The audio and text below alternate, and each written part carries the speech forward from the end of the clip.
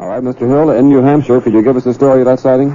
Well, this happened in 1961, Tuesday, the 19th of September. And my wife and I were returning from from Canada to New Hampshire. We were driving along Route 3, and it was approximately 11 o'clock at night in the evening when we saw what looked like a bright star in the heavens. It was the brightest star up there, and it was very clear night. So my wife remarked, I was driving the car, and she remarked that the star had begun to move. So this caused me to look through the windshield up toward the sky, and I told her that it was probably a satellite. Nothing to get alarmed about. We did have a pair of 7x50 crescent binoculars with us. So I stopped the car, and we got out, and she took the binoculars and was looking at the object, and I reached under the seat to get our little doggie, a little dachshund, and put the chain on her to walk her about while my wife was looking at the object.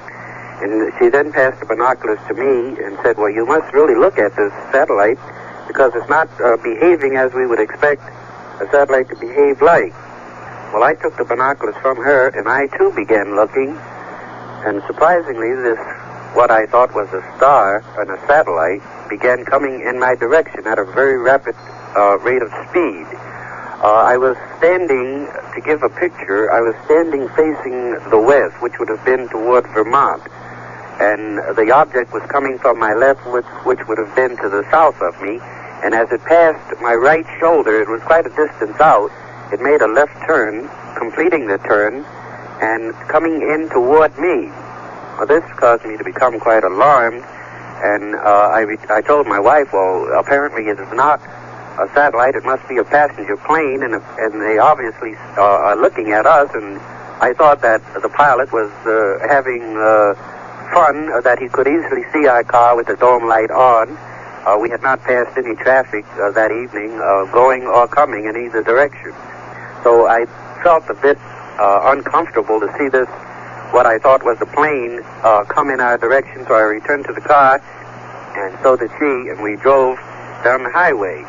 We continued driving south, and my wife would occasionally remark that this object was still following us. It was flying in a very erratic pattern, and she wanted me to stop, and I would occasionally and look over toward her side, and I could see that this light was still out there moving about. It would go up, and then it would come down at very rapid and odd patterns of flight. Well, then I thought it was probably a military craft, and I was thinking of the hot rod type flyer, and apparently they were having fun with us. These are the thoughts that were going on in my mind because I had not at any time ever given any thought to UFOs. You might say that I was a bit cynical about the entire idea concerning unidentified flying objects. Well, this continued on for several miles as we would travel and stop and look and then continue to travel again. And finally, my wife became very upset. She said, I must stop the car again. Look, right overhead. And I looked through the windshield off to the right on the passenger side of the car, and this object now was very extremely close, and it was moving backwards. And what I failed to mention is when we saw the object off in a great distance, it appeared to be winking, but now that it was close, it looked as if there was just one solid band of light, and this was moving backwards. And I had slowed the car down to approximately 5 miles an hour. Well, this was very upsetting, so I came to a complete stop in the center of the highway. I got out of the car, and I took the binoculars. I rested my left arm on the door that was open of the car door, and my right elbow on the roof of the car, and I tried to look, but the motor was running, so I had to step away. As I stepped away from the car, the object swung from the passenger side over to the left, which would have been the side that I was driving, and making a large arc-like turn, placing it over a field. Well, this was very alarming to me, and I began walking across the highway, looking up at the object with the binoculars, putting them down, shaking my head, saying, well, this just can't be true. I don't believe it. And I continued to walk until I was about, I would say approximately 100 feet in this field, across this field, and the object was just above me. And this is when while looking with the binoculars, I could see what I thought was approximately 9 to 11 men. I would describe them. I would say that they were men. There was nothing grotesque about them. Looking back at me, looking down through this plate of glass, a series of windows toward me. So I then was quite alarmed, but of the group that was looking, they all turned to the back that was facing the back of them. There was a panel. It looked as if it was a panel. They began pulling levers. Only one object continued to stare from the window down toward me.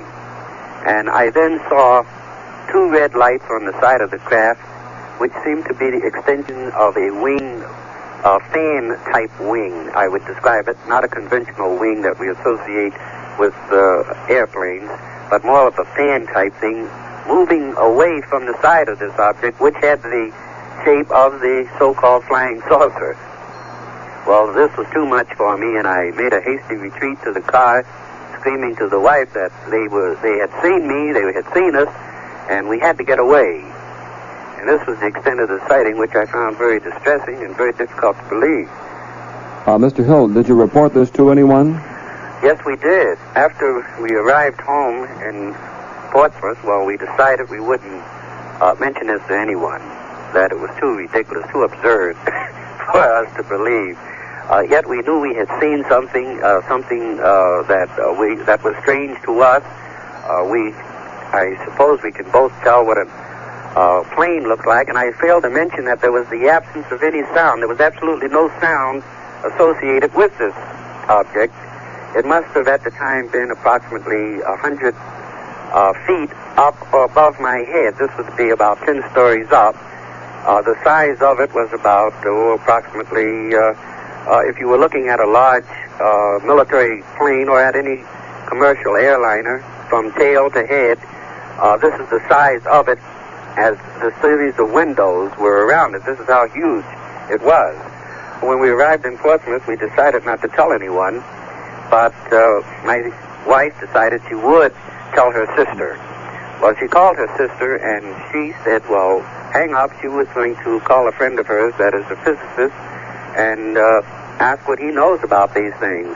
So she called us, and her sister called us back to tell us that the physicist had suggested that we go out and see if there was any radioactivity around, anything unusual about the car, if we had a compass to take it with us. Well, this was too much for me. I told my wife that as far as I was concerned, I wanted to forget the whole thing. And so she said, well, where's the compass? And I told her, well, I don't know. I put it somewhere. And she said, well, where's the compass? I said, oh, geez, if you're going to keep this up, I'll smash the compass. And she said, well, if you do, I'll go out and buy another one. And so she found the compass. She went out, and she came back in to the house very excited and insisted on me going out and looking at her car. We were using her car at the time. Mm-hmm. Well, on the trunk of her car, there were these large, shiny spots about the size of a silver dollar. There must have been approximately 20 of these spots, not in any particular pattern, but just these spots on the trunk. After having traveled the distance we had, the car was quite dusty, but these spots were very, very highly shiny. And wherever she would put the compass near these spots, the compass would spin. But if she placed the compass close to any of the areas where the spots weren't located, surprisingly, the compass then would tilt downward toward the middle of the car. Well, I thought this was a bit unusual because I did try to say, well, and any time you take a compass and place it around any metal, particularly like a car with a battery, it will attract a magnet to it. But the fact that the compass would spin only in the area where the spots was located, I thought was a bit unusual. And then this is when my wife decided, well, we should notify someone, and we thought of notifying the military base located in this area. And briefly, what was their reaction to this? It was curious and interesting. I didn't want any parts of it. I told my wife that she could go ahead and contact them and leave me out of it. But while talking to her, then they asked for me to give my account of it. And this drew me into the conversation, so I also talked to a major, and he then explained to me that the conversation was going to be monitored. and that I was to hold on, and the conversation was not going to take place at this particular military establishment, but elsewhere, but he did not designate where. So I held on for a few minutes, brief minutes, and then another voice came on telling me to tell all that I had seen and to give an account, a full account and description of this thing that I had seen. And have you heard from them since that time? This was on, well, they called back the following morning about 8:30 or 9 o'clock in the morning. I thought what this officer had to say was very interesting. He did not elaborate on why he said this, but he said he had been up all night working on the description of the wings of this and the two red lights. And that could I give any more information? Well, I had given him all the information I could at the time about it, and that was the extent of the contact we had with the military, with the Air Force. You describe these people or things you saw at the window.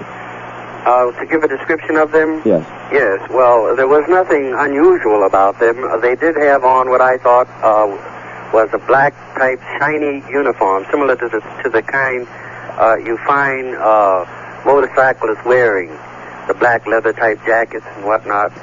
And the one that I will now, just for identifying purposes, call a leader, well, he had on a military type cap with the visor, while the others did not. And they moved back to the away from the window, while this one with the black leather type uniform, I will say uniform, continued to look down at me. I think you indicated earlier that they were pretty human looking, weren't they? Yes, and you have to consider that looking at anyone in a window 10 stories up with a binocular, the only thing you can discern is that they look human and nothing grotesque about them. Mm-hmm. Hill, this is Wes Fitch. Did you feel there was anything sinister about these people? Did you get that impression? Yes, I did. Only that it was a strange situation, and therefore I have thought of this many times. That is to say, was there anything sinister about them, or was it because of the unusual situation that I was in, magnifying my feelings? I did feel that there was something sinister, strange, unusual about the whole thing. Do you feel that those thoughts had anything to do with that beeping sound that followed your car? I failed to mention that, didn't I? When I returned to the car, when we were up in the mountains, when I mentioned to my wife that, oh my God, I said, they are looking at us and they have seen us and they're coming after us. When I returned to the car, there was a series of beeps. These beeps were very peculiar because it was much like a tuning fork being struck and placed against you, a very subtle type vibration. And that's the way the car vibrated. And it was beep, beep, beep, beep, beep, beep, beep, beep, beep, beep. And I said to my wife, my God, what is that? I said, look out the window, they're right overhead. And she looked out of the window, but you couldn't see anything. And later we find out that you couldn't see the sky as well. So apparently the craft had moved overhead over us. Do you think that the metal discs then did have anything to do with that beeping sound? I do, yes. The thing that has continued to be an enigma, a puzzle to me, is that I said, my God, they're going to capture us. And I have never understood why. I cannot understand why I made that remark, only to have the beeping sound. And then 35 miles further south, we were beeped again, and this is the only time my wife and I then began to communicate with one another by saying, well, what was it we saw? This is surprising because that 35-mile period, we did not discuss anything. This is Earl Neff speaking. You didn't have a relaxed feeling at any time, did you? Yes. You did? After I returned to the car and I told my wife they were going to capture us, and she looked out of the window and she said she could not see them, or the object, and then we had the series of beeps. There is just a void, you might say, because we did not, again, mention anything about having seen anything until we were now 35 miles further south, and we saw what we thought was a bright moon. And I said, oh my God, not again. And then we were beeped again, and then from that point, we started talking with one another about, well, what do you think of that? And my wife asked me, well, do you believe in flying saucers now? And I said, oh, don't be silly, of course not. Hypnosis sessions, never before heard on national television, reveal the frightening moment when Betty and Barney are taken. And then I pulled over to the side of the road, and I looked toward the sky.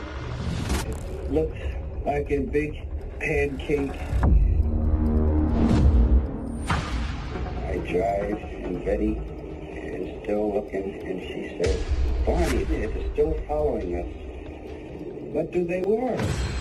I believe this is a flying saucer. I can see it tilted toward me.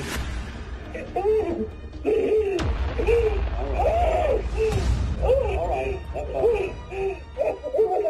Let us wait and see. Let's get now.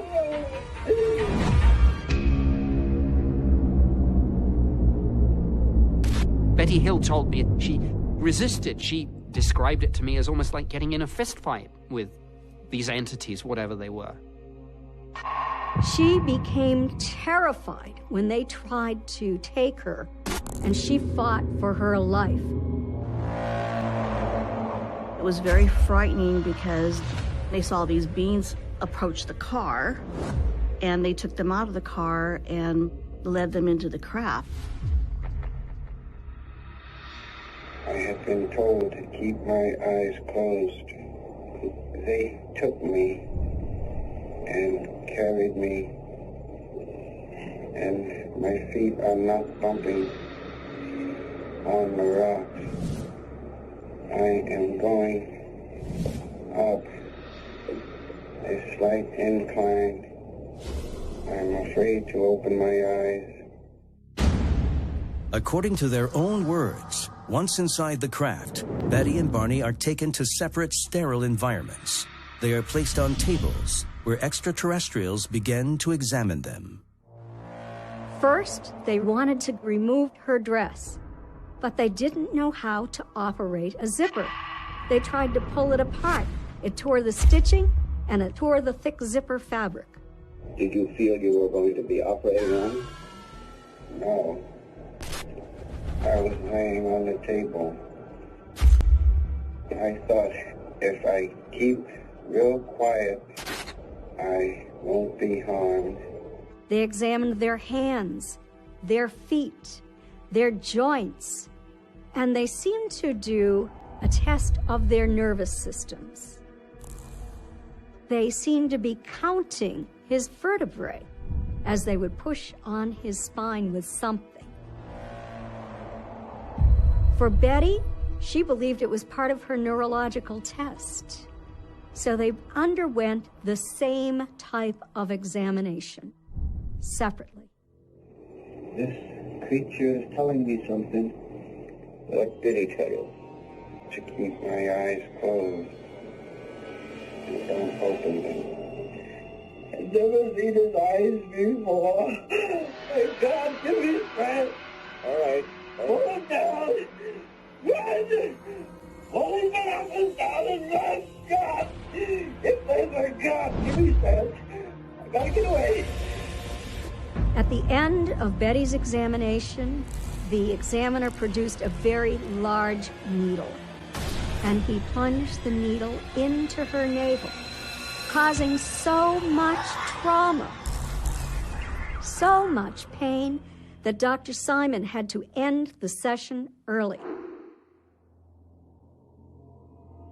Betty and Barney's sessions are incredibly disturbing, and yet their stories are remarkably similar.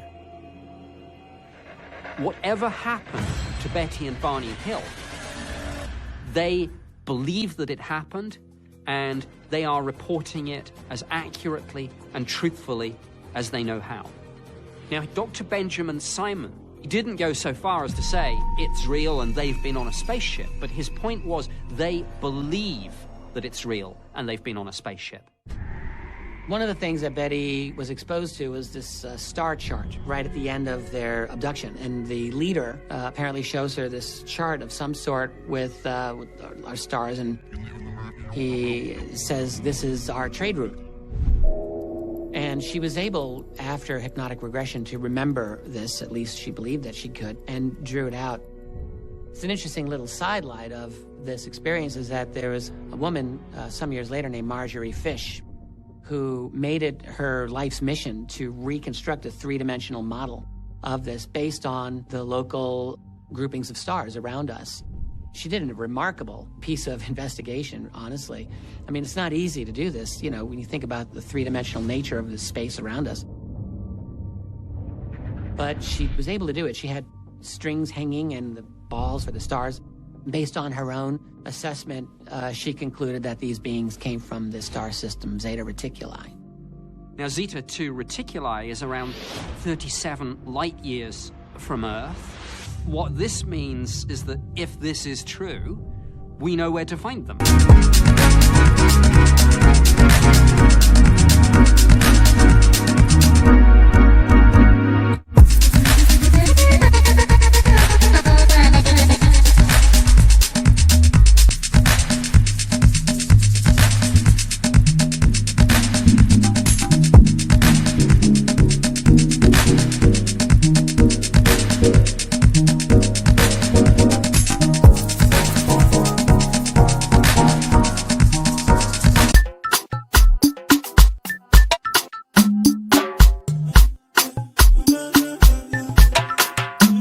I say, Monica, no.